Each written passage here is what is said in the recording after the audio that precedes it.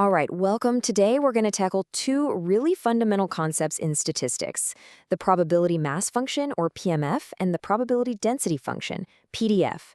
And by the end of this, you're going to know exactly which one to use and, more importantly, why. So think about this for a second.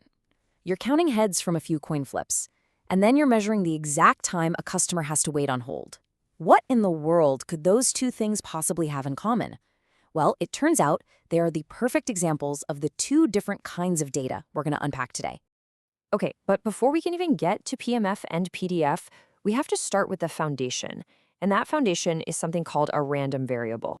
Now, I know random variable sounds a little intimidating, right? But trust me, it's not. It's basically just a bridge. It connects some random thing happening in the real world to a number that we can actually do math with. So think about rolling a die. The random variable is what gives you the number. 1, 2, 3, you get it. Or if you're flipping a coin, you might say, okay, tails is 0 and heads is 1. See? We're just turning real-world chances into numbers we can work with. Okay, and this is the most important part. Random variables aren't all the same. They come in two main flavors, and figuring out which flavor you have is the entire key to knowing whether you need a PMF or a PDF. So on one side, you've got discrete data. I want you to think of this like climbing a set of stairs. You can be on step 1, or step 2, or step 3, but you can't be on step 2.5, right? There are gaps. They're countable. Then, on the other side, you've got continuous data. This is like a smooth ramp. You can be at any point along that ramp, any tiny fraction. It's measurable, not countable. Let's make this super clear with some examples. For discrete data, think about flipping a coin 4 times. The number of heads you can get is either 0, 1, 2, 3, or 4. That's it. You can't possibly get 2.5 heads. Same thing with the number of students in a class, or what you roll on a die. You can count every single possibility. Now, continuous data is totally different. This is stuff you measure. You don't count it. Think about that customer wait time. It could be 30 seconds, or 30.1 seconds, or even 30.1159 seconds, and on forever. Or a person's exact height, or the temperature in a room. Between any two possible measurements, there's always another one you could find.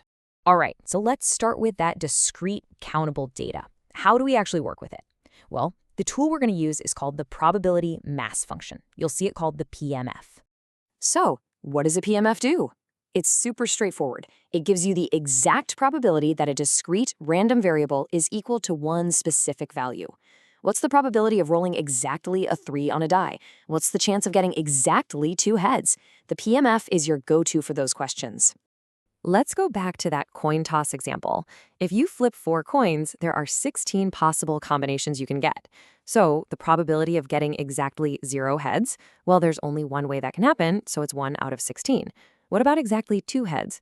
Turns out there are 6 ways to get that, so the probability is 6 out of 16.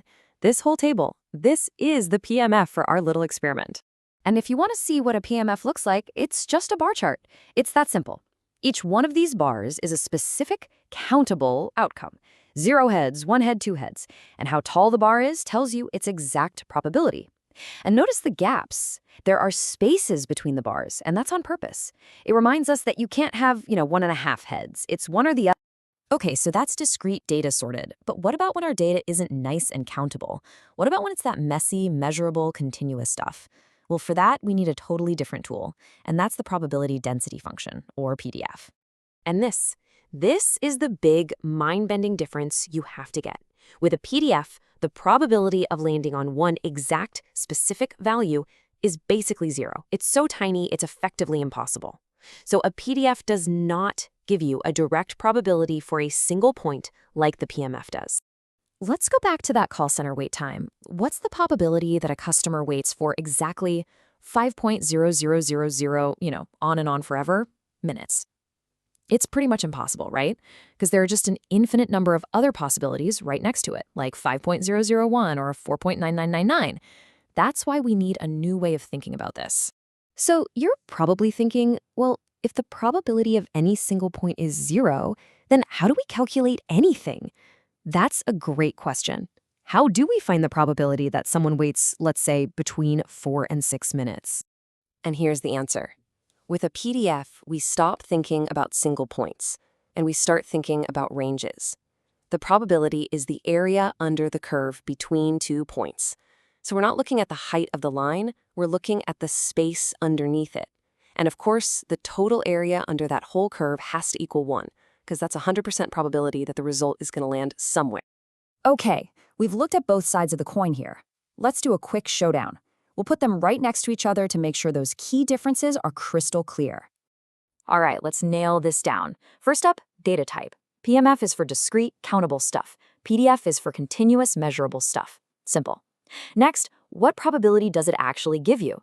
A PMF gives you the probability of a single point, like what's the chance x equals exactly 2.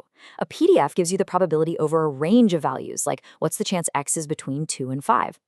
And finally, how do you picture it? A PMF is a simple bar chart. A PDF, well, with a PDF, probability is all about that area under a curve. And there you have it. That's the core difference. So I'll leave you with one last thing to think about. If you wanted to figure out the probability for the exact amount of rainfall your city gets tomorrow, something you'd have to measure, would you reach for a PMF or a PDF? Think about it. Thanks for tuning in.